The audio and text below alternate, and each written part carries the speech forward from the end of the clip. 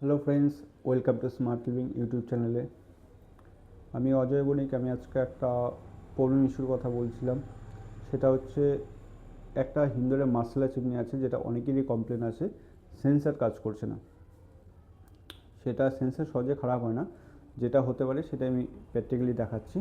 প্রথমত দেখবেন এই হাতের মতন একটা চিহ্ন দেওয়া আছে দুপাশে, এটা অন আছে কি না।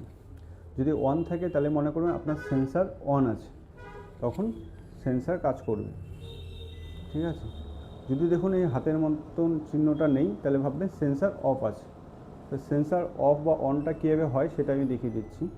ঠিক আছে। যদি দেখুন অন থাকে, তাহলে এই যে পাওয়ার বাটনটা আছে, এটা কিছুক্ষণ টাচ করে ধরে রাখবেন, দেখবেন হাতের মতন চিহ্নটা চলে গেছে। তখন দেখবেন সেন্সার আর কাজ করছে না। ঠিক আছে। তখন আপনাকে টাচই চালাতে হবে। আর যদি এই সেন্সারটা অন করার জন্য কী করতে হবে, এই পাওয়ার বাটনটা আবার টাচ করে ধরে রাখতে হবে। যখন টাচ বাটন তখন দেখবেন এই হাতের চিহ্নটা চলে এসছে, তখন সেন্সার অটোমেটিক্যালি অন হয়ে গেছে। তখন দেখবেন সেন্সার আবার চিমনিটা কাজ করছে। ঠিক আছে। এটা হচ্ছে সেন্সার অন অফের সিস্টেম। ঠিক আছে। আপনাদের যদি সেন্সার বন্ধ হয়ে যায়, তাহলে এই জিনিসটা ফলো করবেন। যদি হাতের চিহ্নটা থাকে তাহলে হয় সেন্সার অন আছে, আর যদি না থাকে তাহলে সেন্সারটা অফ আছে। যদি থাকাকালীন যদি কাজ না করে, তাহলেই আপনি সার্ভিস সেন্টারের সাথে কন্ট্যাক্ট করতে পারেন।